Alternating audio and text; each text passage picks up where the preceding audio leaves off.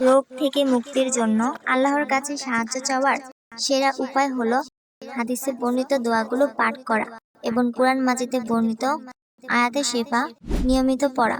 রাসূল সাল্লাল্লাহু আলাইহি ওয়াসাল্লাম এর শেখানো দোয়া রোগ মুক্তির শ্রেষ্ঠ দোয়া হলো আল্লাহুম্মা রাব্বান নাস আযহিবিল বাস ওয়াশফি আনতাশ শাফি লা শিফাআ ইল্লা শিফাউ শিফাআল লা ইগাদিরু সাকমা। অর্থ, হে আল্লাহ, মানুষের প্রতিপালক, তুমি কষ্ট দূর করো এবং আরোগ্য দান করো। তুমি একমাত্র নিরাময়কারী, তুমি ছাড়া আর কোনো নিরাময়কারী নেই।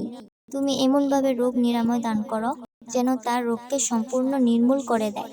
সহিহ বুখারী ও মুসলিম শরীফে বর্ণিত এই দোয়াটি 3 থেকে 7 বার পরে নিজের শরীরে ফু দেওয়া যায় বা অন্য কোনো অসুস্থ ব্যক্তির শরীরে হাত রেখে পড়া যায়।